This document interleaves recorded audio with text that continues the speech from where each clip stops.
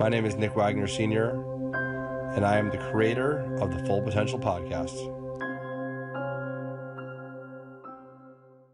And I'm having people telling me we are live. All right, correct. We are live. So good afternoon, good evening, good morning, wherever you are. If you're here in the U.S. on the East Coast, like Joe and I, good evening. It's 8 o'clock Sunday night, November 24th. And this is the first episode of the Full Potential Live Show with myself, Nick Wagner Sr. Hello there, everyone. And we are going to have today Joe Nespoli, who is our guest for tonight, which I'm so excited about. So, Joe, I think I told everyone that this is the first time we're doing this, right? So there could be some technical difficulties. We tested it. I know we tested it, last week, earlier this week? Yeah, we tested it. I've done a lot of testing in general around the how this streaming on LinkedIn Live went, but we're going to give it a whirl tonight. And Joe love this guy. He was willing to try this out with me and be my guinea pig and go on this live show with me for this first test. So we're going to try to do this every Sunday night at 8 o'clock Eastern time. We're going to interview different guests like Joe and hear their career stories, which is really my podcast, but we're doing it now with video and audio, which is pretty exciting. And then what we're going to do is some other days where I don't interview guests, we're going to do different career topics. So I'm going to have someone come on to talk about public speaking. I'm going to talk about career development. It's going to be a variety of different topics that we're going to have on the show. So we're going to give it a whirl tonight. We are recording this. So the plan is we record this with the audio and the video. Hopefully everything works well and it sounds great. And then we actually just turn this right into the Full Potential Podcast, and I'll release it to all the major podcast platforms like I typically do when I just do audio. And I was joking with Joe. I never had to make sure I really looked good before I did one of these, because the podcast is only audio. So it's a little bit different tonight. So hopefully everyone can see and hear us okay. It looks like from the comments, everyone can. You can watch this either from the mobile app or from LinkedIn.com on any laptop with a browser. But we're gonna go ahead and jump right into it. And so, Joe, first, thank you for coming on and making time. Yeah, sure. So, because I know that you're always taking a chance on me here. So I'll share how I know you, Joe, and then I'll let you give a little bit of intro about yourself, and then we'll jump into the questions. So I actually met Joe. Joe and I both work at Cigna. We're a health services company, and we met when I managed our early career IT program there. Joe was actually one of the associates in the program, and I remember when I met you, Joe, you were in the Philly office, I was in the Connecticut office. I didn't know you, and someone's like, "You got to meet Joe," and then we met, and I think we kind of hit it off the first couple times we met, and immediately I could just tell your personality is infectious. You're just fun to be around. You're energetic. And we've had a great relationship ever since. That's been how long now? 4 years, maybe? Yeah, it's been a while. So I'll let you introduce yourself. Quick introduction of yourself, and then we'll jump right into our discussion. Sounds good, Nick. Hi everyone. My name's Joe Nespoli. I'm a guy born and raised in Philly. I'm currently living in Pittsburgh, PA. I've worked 4 years in IT when I came out of school. And then I've worked the past about 2 years in sales. So I sell life and disability insurance to big businesses. My territory is Western PA and all West Virginia.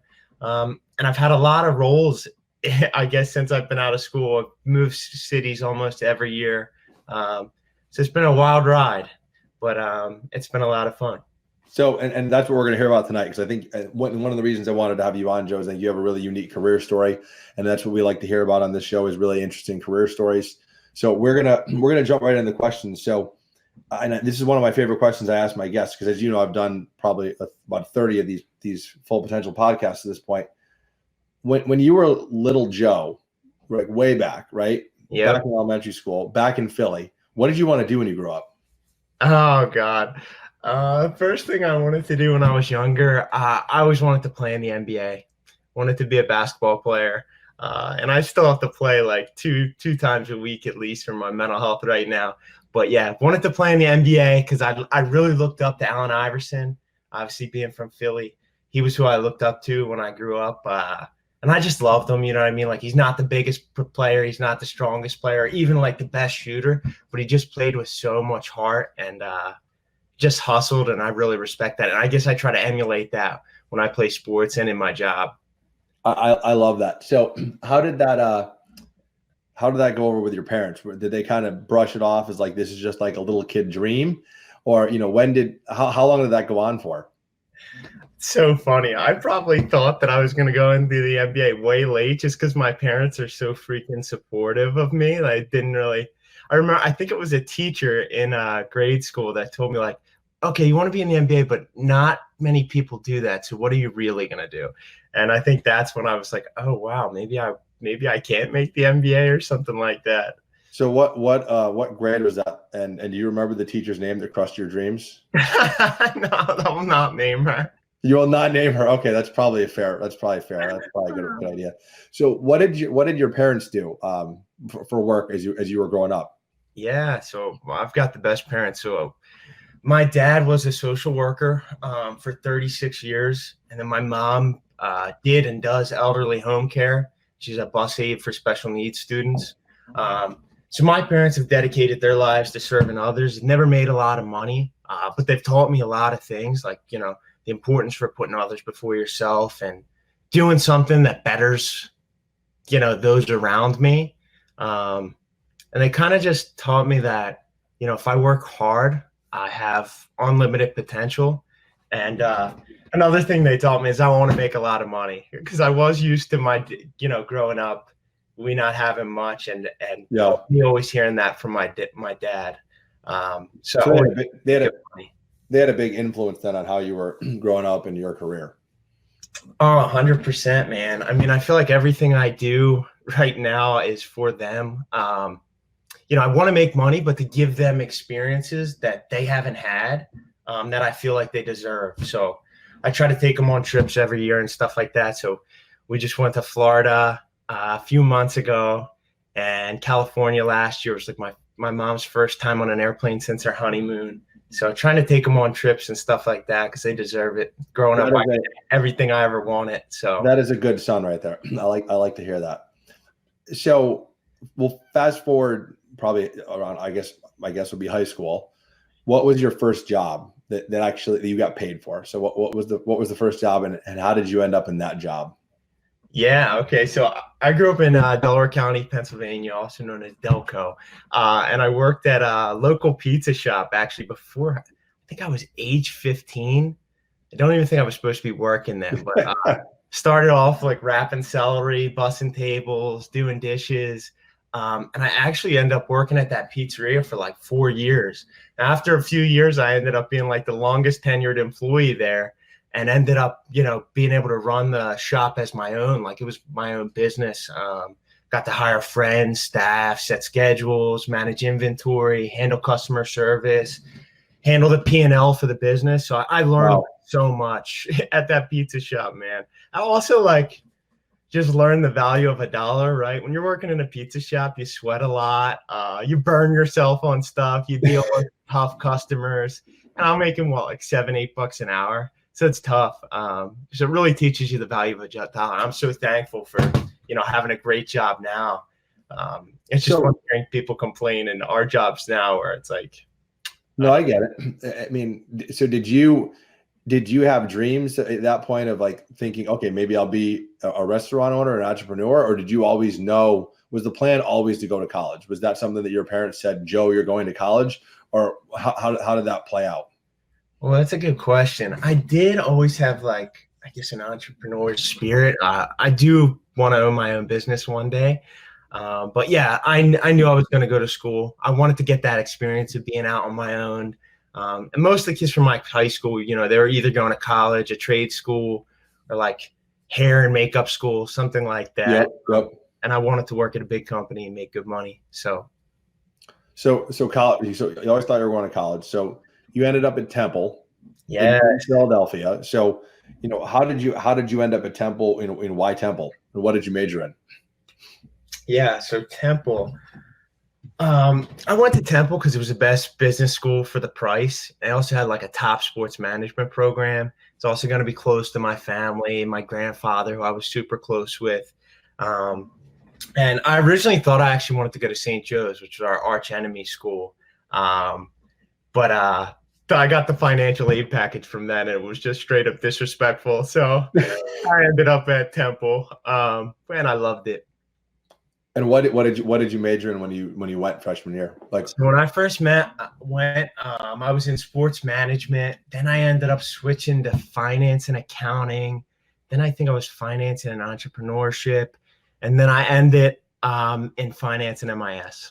So it was a journey over 5 years. I mean, honestly, I think that's pretty common. I think a lot of people end up changing roles. So I'm not really surprised by that. Yeah. So you're at school, did you work during school? Like, did you still work at the pizza shop? Did you get a new job? Let's hear about some of your jobs while you were at school. There's one that's really going to interest people, I think. I think I know which one you're talking about. So in the summer and like winter breaks and stuff like that, I worked at the pizza shop my freshman year, running my own side restaurant, which was nice.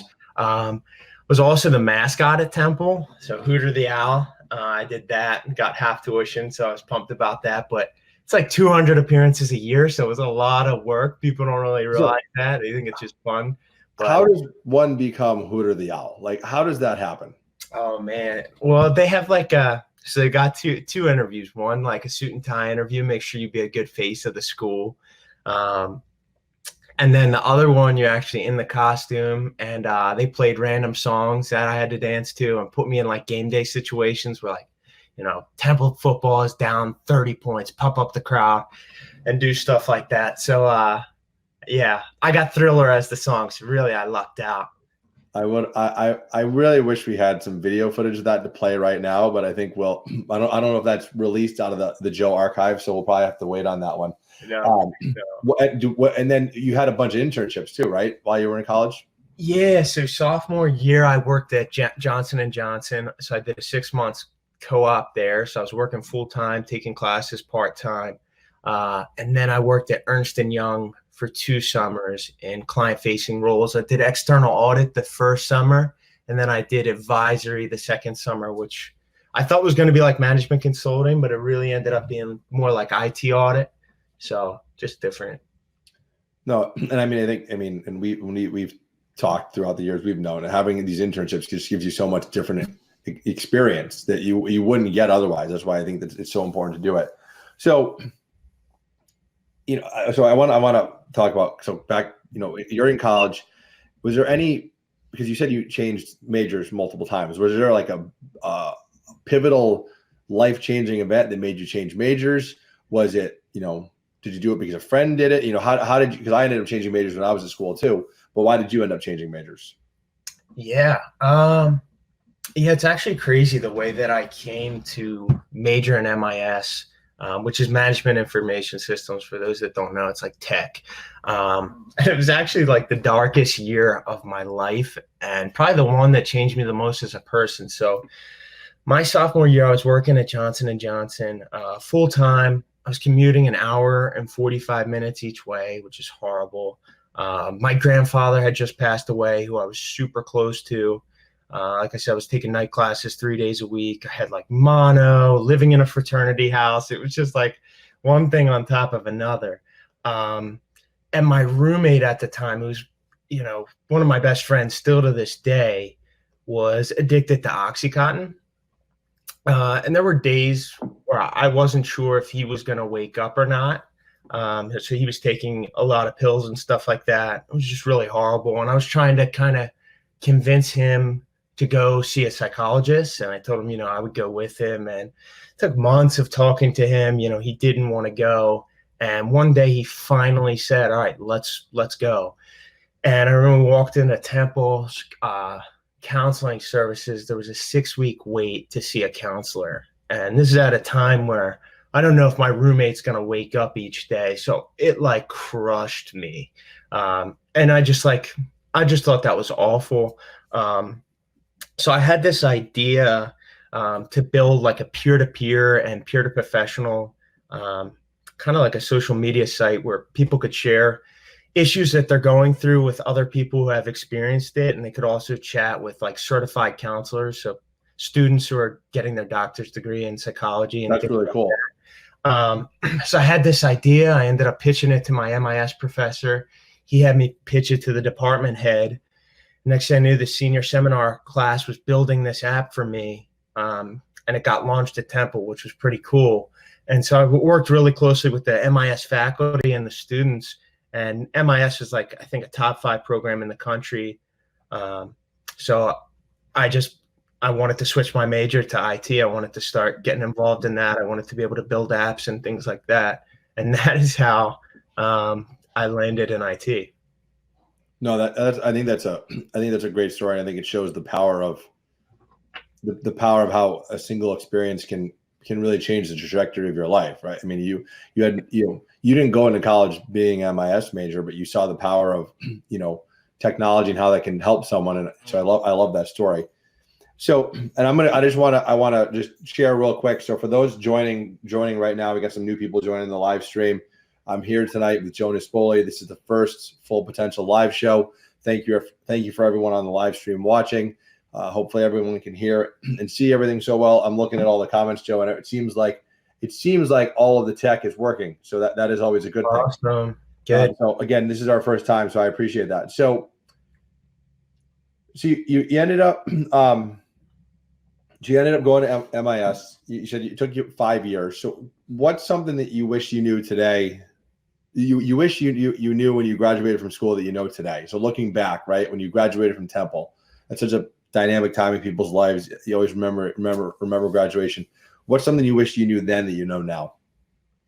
That's a great question. I would say don't try to plan everything out, and just enjoy the present more. I'm always like so focused on the future, and especially I was in school. Wish I took more time to just enjoy the present. And then also when, looking for jobs and roles, like it's important to find, roles that interest you and good companies, but it's especially important to pay attention to the manager, because it just makes all the difference. When you have a supportive manager and it's someone you can learn from, it just makes all the difference in your happiness on a week-to-week basis. So yeah, no, and I think a lot of the times people talk about, you're at work 40 plus hours a week, and who you work with really can impact what your experience is like. So I think that's well said. So you graduate with MIS. How did you end up at Cigna? So I know, that's where I met you, but how did you end up at Cigna in IT? What was the transition from Temple to your first full-time job? Yeah, so I worked at Johnson & Johnson. I was doing tax and financial reporting there. I liked the people that I worked with, but didn't like what I was doing on a daily basis. Then I worked at Ernst & Young. Again, love the people, the company, but just didn't like what I was doing on a day-to-day basis. Not to mention EMY. It's very long hours. So I was very conscious of the people who were, in before me and out way after me. And I just was honest with myself and just didn't think that I could do that full time. Just wasn't very interested in that. So I had all these different experiences, but I never experienced the actual role that I wanted to do. So Cigna had this rotational program. So it was 3 years. Every year you rotate in a new position. So I figured that I could find a role I liked through that. It would give me an opportunity to experience a few different things. Also paid well. And then the opportunity to go abroad was there.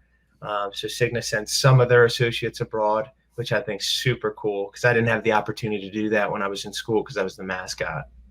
If that's fair, yeah, they don't need the mascot overseas. I understand that. So when you were, and obviously I know because I've worked with you, but for our audience, what were your roles within IT? What were your 3 roles you did within IT during your time in the program?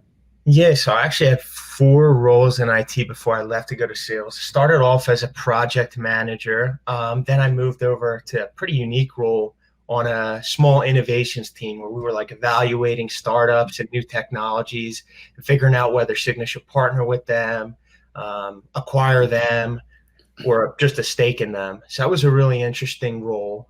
Then I went over to Glasgow, Scotland. I lived there for 6 months. There I was doing social media listening and analytics and supporting a bunch of our international companies, starting up on Facebook, Twitter, LinkedIn, and just giving them, advising their marketing team on what they should be posting, what people are posting in the industry that's working and not working.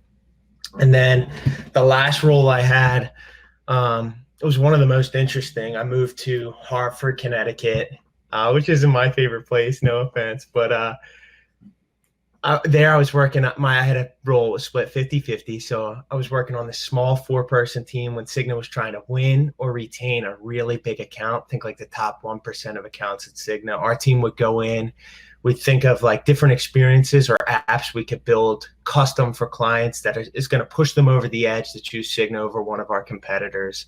And then the other piece of the role was just being the product owner for Cigna. We have a virtual reality product where you can meditate in different locations. So I owned that product, took it around the country and things like that. So it's pretty neat opportunity.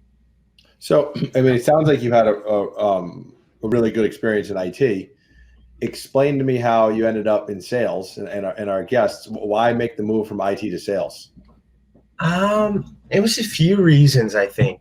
One, I loved that I had the opportunity to have uncapped earnings in sales.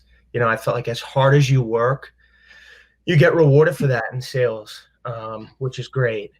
I also wanted to see a new side of the business that I haven't seen before, which has been super valuable to me and very eye-opening. I wanted to understand what it's like to really be client-facing. And then I always wanted to learn how to sell. I just feel like it's a great thing to know, especially for someone who wants to own their own business one day.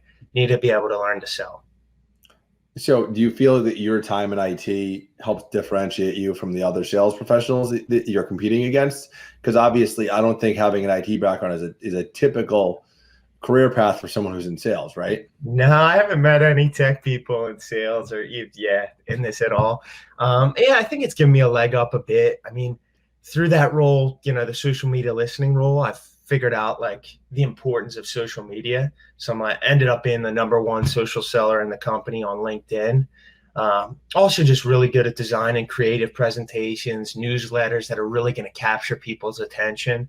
And then I guess also I'm super into health tech. So I'm always paying attention to what apps are out there, what's going on in the industry, and keeping my clients and brokers completely up to date on that. So you're in sales now. It's been, I think over a year and a half, I think. So how is it going? Like, how has the transition been, and how are you doing? Oh man, I love it. Meeting a lot of new people, building relationships, providing people with a product that I believe in and think it's important to have. So things are going well. I'm having a very good year. And so, because obviously you ended up going to school for IT.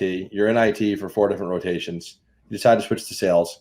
Were people like your parents supportive of this change? And when you told them, as an example, because I know you're close to them, what was the reaction? Were they surprised? Were they happy? What did they say?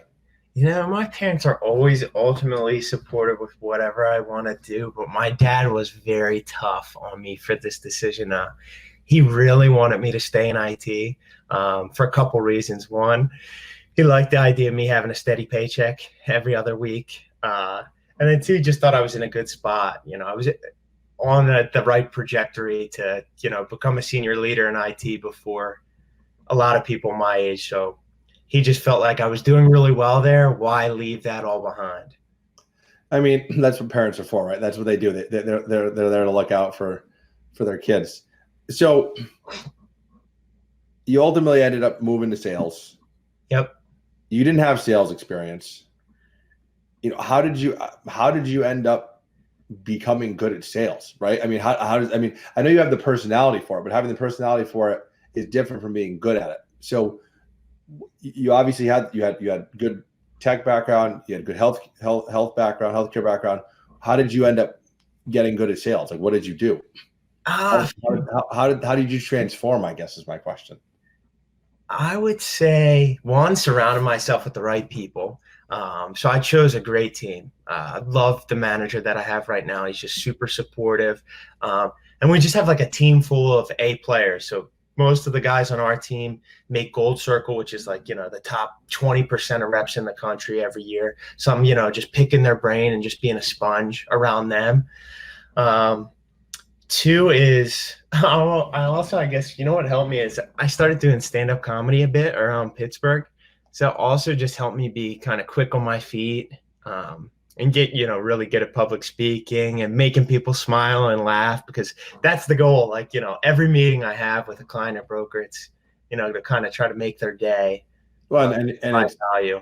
you have to interface with them to figure out. I mean, you're the face of the company when you're meeting with them, right? So I think you putting them at ease obviously makes a big difference. Yeah, for sure. For sure. Very interesting. I know the stand-up comedy thing is cool. Are you still doing that now? I've kind of chilled out a little bit with it, just because I'm in grad school right now too, and it's been busy season. So between grad school and that, I've been pretty darn busy. We'll have to do a Joe Nespoli stand-up session on here one night and see how that goes. Oh, God. I don't know what LinkedIn will think of that, but let's pivot. So it sounds like things are going really well. Did you set out to be at the beginning when you moved to sales? Did you set out to have like a big goal of like, I want to accomplish this from a sales perspective? You set any other big goals for yourself at this point? I mean, I know you're in grad school. Share with us, a little bit about how you set goals for yourself. Yeah, so I'm very big into setting goals and writing them down. So when I took the job, I had training in Texas with all the other rookies in the country, and I set my goal was to be X million dollars in premium, which ended up being like 400% of my goal was what my goal was. Right. Yeah, 400% of the annual sales goal. And I remember one of the rookies in particular was telling me that I should set lower goals for myself so I wasn't disappointed. And a lot of people were laughing at me too, because West Virginia, they were just saying it was a tough territory. But sure enough, I had a good laugh at that person, because as of a couple months ago, I'm sitting at 420% of my sales goal for the year. So very excited about that. It just goes to show you, set big goals, you'll surprise yourself. No, that's so is this something that do you set big goals for yourself regularly, just in life, or does it kind of depend on the situation? I try to set them almost quarterly for myself. Goals inside of work and then outside of work, and then like tasked with how am I gonna accomplish those goals on like a weekly basis? What are the action steps? And that's worked well. Yeah, that's worked really well. That's interesting. No, I think that's something that a lot of people don't spend enough time doing, and I think there's one thing to focus on goals at work, but I think focusing on goals outside of work for your personal goals as well, I think is really important. I think unfortunately we don't always spend enough time doing that. So I think that's good advice. Yeah. So you're still really young in your career. I mean, we won't give away your age, but you haven't been out of school that long. You're relatively young. So in your short career, because it's short, by a lot of standards, biggest accomplishment and biggest failure at this point?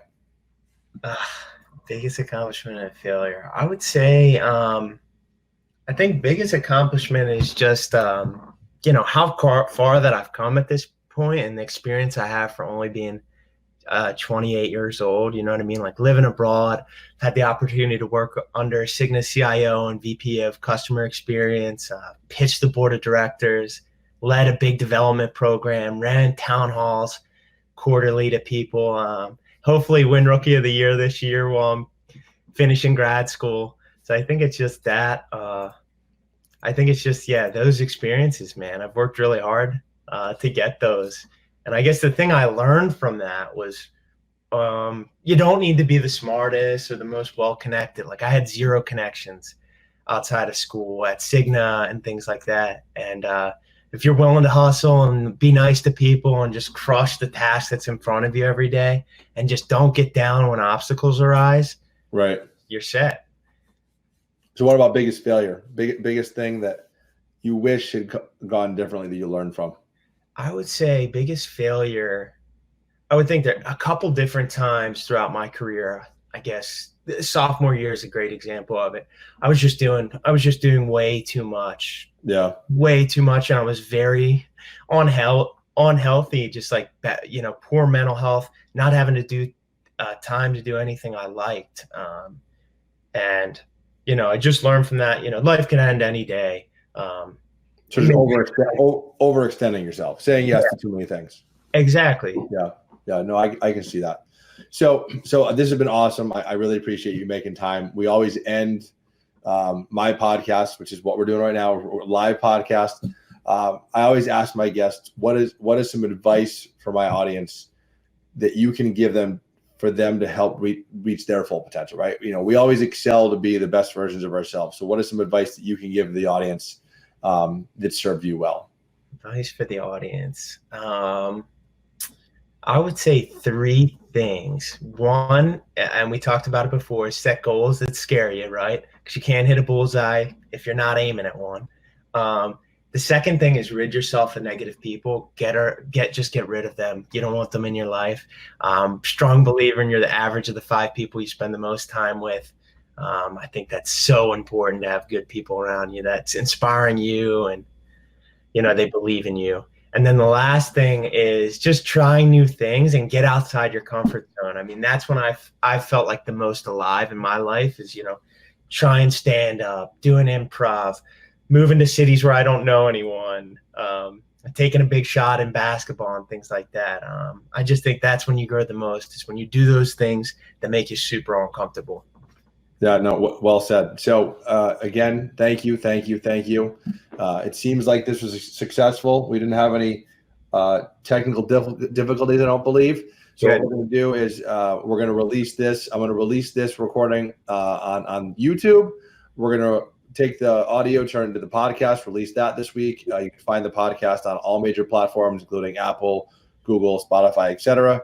And look for another episode of the Full Potential live show next Sunday, December 1st, 8 p.m. Eastern time. We're having 2 guests that night. So we're doing the first time I'll have three people on this at one time. So Joe, thank you for taking the leap with me and doing LinkedIn Live. And I appreciate you making time.